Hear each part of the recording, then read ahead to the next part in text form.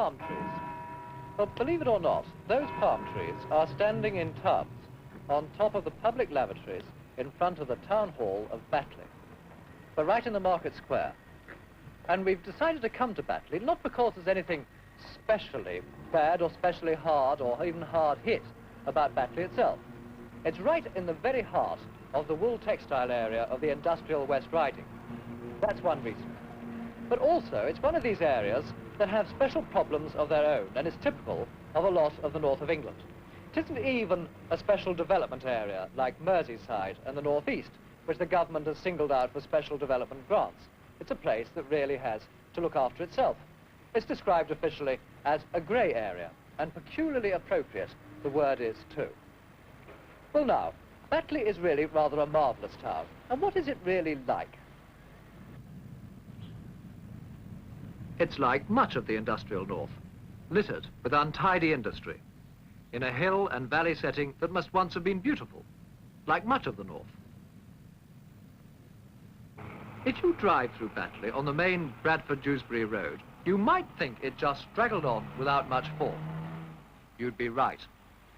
But in the market square, in front of the town hall, you'd begin to recognize its character, because Batley has a very strong sense of identity. Not that Batley is physically attractive. A few new shops don't make a new town. Batley's one main shopping street is no different from 100 others in small northern towns. The co-op, one or two multiple stores, and the small shopkeeper as the backbone.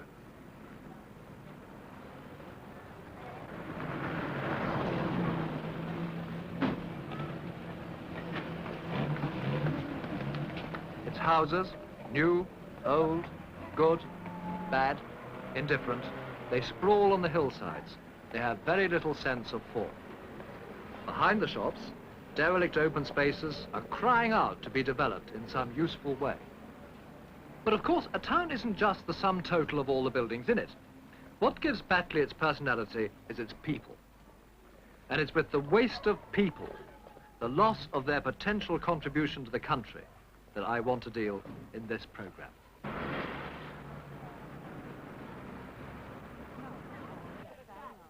In the first program, I pointed out that material waste in the industrial north means dereliction, decay, it means pit heaps, empty mills, and substandard housing.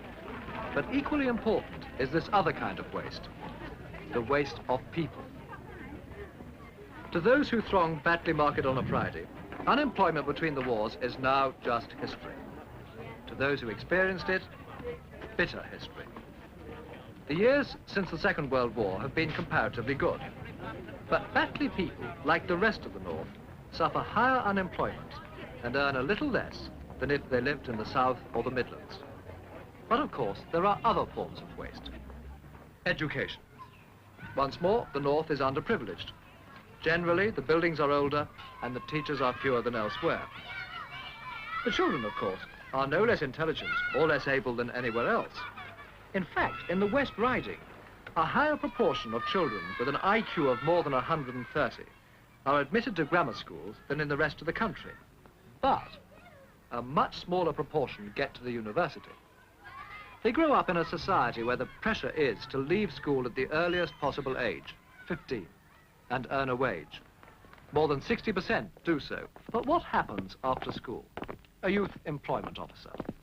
About 40% of the boys leave Batley to work. They remain in Batley to live, of course, and don't travel very far for other opportunities. They travel into Spen Valley, where there's a variety of industry, a terrific variety of industry. Well, what sort of thing will they leave Batley to go to? Engineering, mainly, the boys. They look for the apprenticeships in engineering in Spen Valley. Girls, particularly those with a high percentage, always of girls who look for clerical work, will go into the neighbouring county boroughs, particularly Leeds, working for banks, insurance companies and so on. We have the carpet industry locally, which recruits very well for textiles, but there is a difference between the staple trade of rags, if you like, in Batley and the carpet industry. Well, you see, the kind of portrait you're painting is in fact a rather depressing one at the moment. Because one's tending to say, if you want something slightly better on the surface than you've had before, you tend to travel elsewhere to get it. Yes. Or you go and get training somewhere else. But the centre of Batley is this kind of shrinking and declining rag trade. Yes, Is yes. that right? I would say that's a fair comment. Yes, yes. I think increasingly during the years ahead, we'll possibly be seeing a high percentage still not working within the boundaries of the borough. I think this is to be expected. When I came into the area in 1954, we had great difficulty in persuading young people to leave the borough for better opportunities, to step over the boundary in Heckman-Wyke, which one can hardly see. There's scarcely any difference. You never know when you're leaving one and entering the other. But to them, it was almost a journey into a foreign country, but this no longer applies. So would you expect most of the boys here, and they've been drifting around while we've been talking, would you expect most of these boys to leave Batley? Leave Batley Borough to work? Most of them, yes.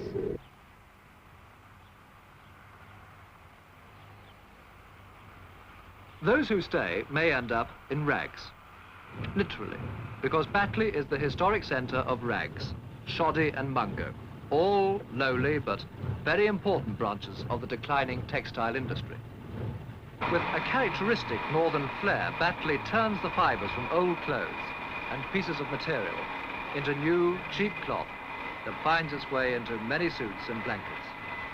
In a way, it's a reflection of northern character. The North never wastes anything of its own free will.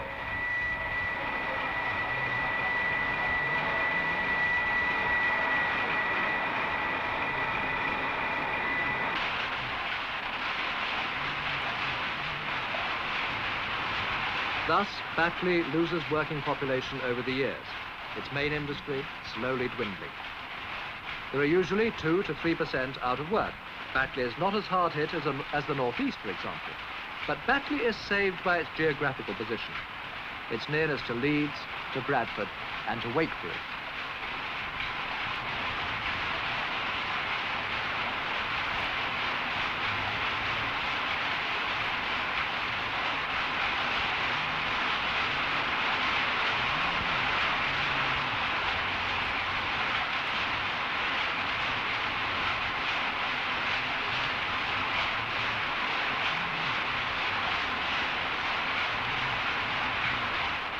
Of course, rags aren't the only industry. The main single source of expanding new employment, principally for women, is biscuit making. Tons of biscuits a week. This means a demand for women workers, including housewives who work part-time in one of the few new industrial buildings. These buildings were built long ago in the confident Victorian belief that staple industries like textiles would endure forever. Thus, built to last, the solid mills survive, and given enterprise, there's plenty of life in them yet. Space for the new industries that Batley, like the North generally, badly needs.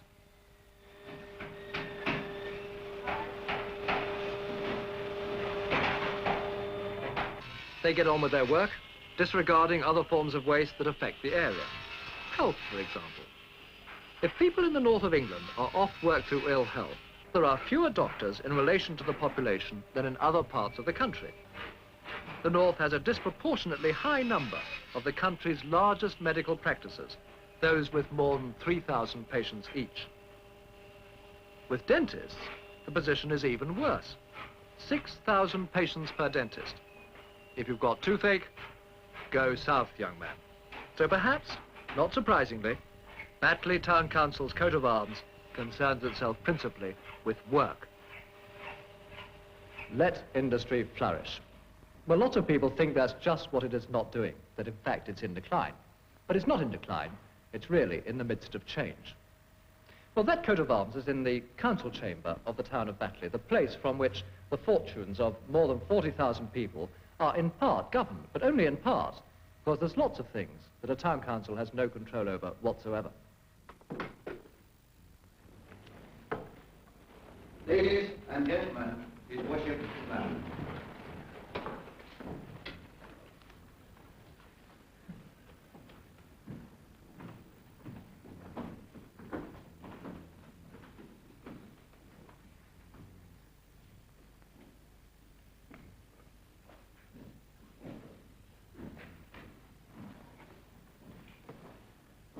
Good evening, ladies and gentlemen.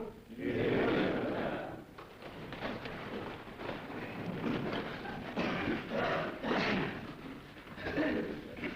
Town Clerk, are there apologies for absence, please? I've received apologies, Mr. Mayor, from Alderman Fox, who's away on holiday, and also from Councillor Mrs. Sheldon, who you'll all be pleased to hear is making satisfactory progress after her operation. Well, ladies and gentlemen, it is my misfortune to open the meeting on a note of sadness when I refer to the death. The council is like many other councils throughout the land, a mixture of local people soldiering on with a form of government which, while it's got many strengths, is patently out of date. In some places, it can be narrow-minded and inward-looking. But within the confines of what a council can do, Batley does its best. Until a Royal Commission on Local Government produces practical plans to get towns like Batley to amalgamate with neighbouring places into sizable units that can be more properly managed, the town is probably as well run as any, by the 32 councillors and aldermen, the railway and hospital workers, the businessmen, the retired schoolmasters, and so on.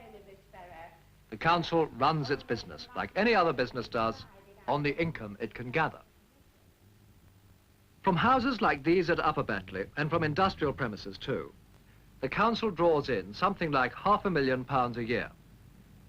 Now, with low housing rates, it pays the council and Batley to keep the mills occupied, if it can. And this is at the heart of Batley's problem. Mayor, ladies and gentlemen, I beg to move that the minutes of the Housing Committee of the 19th instance be confirmed. 19th of September. Who second that, please? Mr. Mayor, in connection with minute number 154, I have to read the following report of the Borough Engineer. As is so often the case in the industrial north, housing was, and still is, one of Batley's biggest problems. No fewer than 2 out of every 3 houses were found in a survey a few years ago to be below standard. Well, many have been demolished, but clearing slums leaves great areas of land that need bringing to life again. The council has built 3,000 houses since the war, a very creditable number, even if they aren't always just where some people want to live, like near the town centre. And Batley, of course, has its own town centre development plan. Again, it's like 1,000 other places, and like those places, it's usually based on far too narrow a community, too small a dimension. What Batley has got, so far at any rate, though there's bigger things in the pipeline, is a rather motley collection of new shops in one unenterprising row. True, the supermarket society is there, but not everybody wants to join that.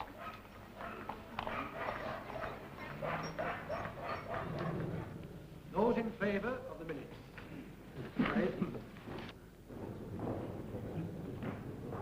Batley Town Council votes, one cannot help feeling, change the tenor of life only very little. Those against?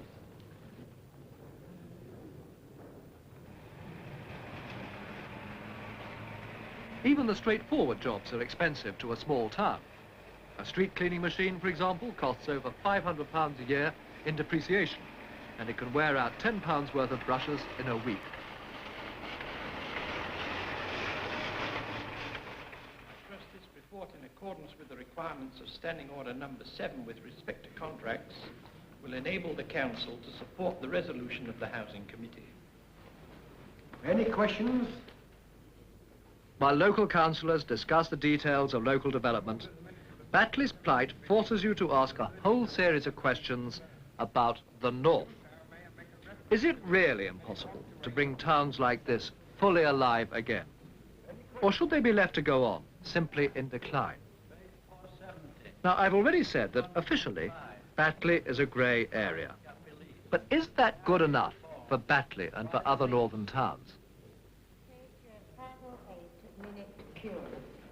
Bed Street housing estate. It has already been taken up with the contractor. This area has seemed to me like Dutch City. Page 149, item A, Mr. DeFalco, clear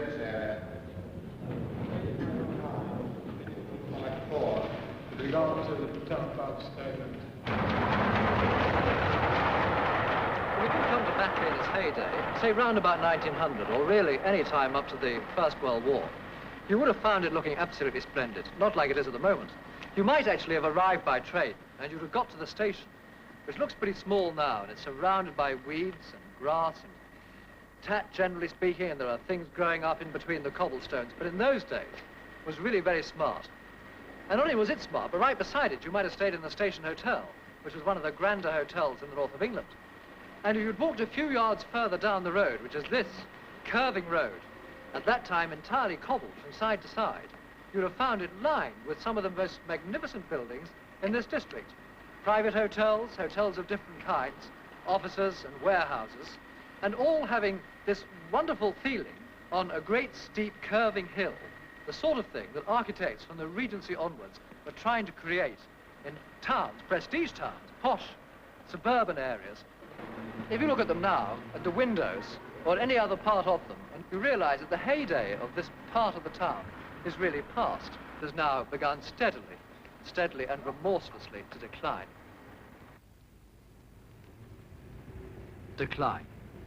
And Batley's rooftops tell the story of its days of glory. The solid Victorian grandeur of the past, broken only infrequently by more modern intrusions, like the Cooperative Society's spot of pre-war Cunard liner bridge in the main street.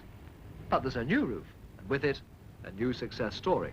Almost incredibly, Jim Corrigan, a member of a Yorkshire fairground family, has built up in Batley what is claimed to be the biggest nightclub in Western Europe. He doesn't see Batley, as some do, as a music hall joke. I can choose anywhere I want to live in this area. I've got enough money to buy a house anywhere within reason. I want to be near my business. I could live in Harrogate or York. I could easily get here in half an hour. And I choose Batley because I like the place. I like the place. I like the people. And that's why I like to live here. I wouldn't move anywhere if it was offered to me. In fact, my grandfather, we were off the fairgrounds, and he used to say he wouldn't be found dead in Batley. I used to say, never go near Batley, it's a terrible place. But I married a Batley girl and I live in the town. The place is right, the people are right. I like the people so much that the people makes whatever place it is. I wouldn't live down south. No, I wouldn't live down south in London or any other place because there's no intimacy with the people down south. People don't know people. Like in Batley, everybody knows to a certain extent everybody else. And it's something of a family. Like a family, people know each other. Down south or in a very large city, you just live in a street and that's all you know is that little street. Possibly it is a music hall joke at the moment. But, if there's a few people get together and we really try, we can make the joke go the other way. And people, the variety club was a joke. Everybody said it couldn't be built and it couldn't be done and it would be a failure. But it's been proven that they was wrong. So I'm sure that we can prove that Batley can do just as good. Each night, hundreds of people from all around the West Riding make their way to Batley for a breath of the high life. The mushroom growth of clubs, usually rooted in a working class tradition, has been a recent development in the North's cultural life.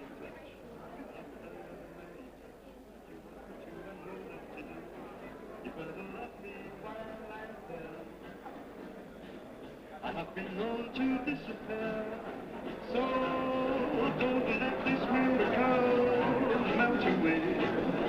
The stars shine high and clear. If you think fondly of me, you better love me while you may. In other respects, what is that? The whole Northern and Yorkshire and Humberside regions have only one resident professional orchestra, the Northern Sinfonia.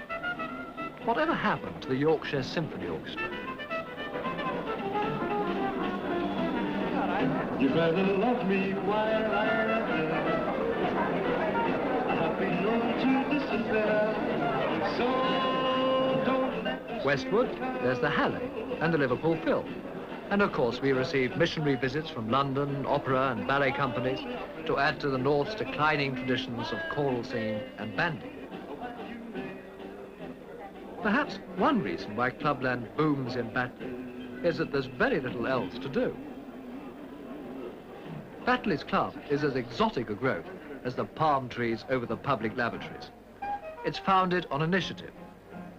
But nightclubs can't support an economy. Don't forget the glasses for the pale ale and the 2 strong. Glasses for pale ale and strong, right? A bit more lime in that, half a bit of... 3 pints of bitter and 2 hours of bitter with lime, please. For Batley, as for other northern towns, more industrial initiative is needed. Initiative which needs encouragement and help. What help does a town like Batley get? Alderman Ernest Knowles. Many of us have felt, and my council has felt for a long time, that there isn't enough help given both in the way of technical advice and in the financial aspect of the rebuilding, the renewing of an urban district like this. In fact, I'm quite sure that there should be much greater financial assistance. A local authority is left to its own initiative. And a borough like Batley of 40,000, how can it face capital expenditure, which I estimate is round about anything 15 to 16 million pounds on the projects that have been ahead? They're problems that almost bewilder one. So Batley jogs along, rather like an old man who keeps an open mind with some difficulty, always being a bit resistant to change, but knowing he has to change, as it has to change, every day.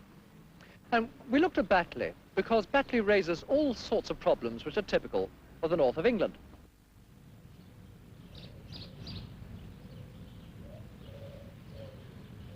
A grey town in a grey area, an overwhelmingly 19th century heritage in a mid-20th century world. Batley. Once, like so much of the north, at the heart of the world's first industrial revolution. Not a really hard-hit town. We could have chosen harder cases, from the northeast or from Merseyside, in areas where, unlike the West Riding, the government has accepted a commitment to help.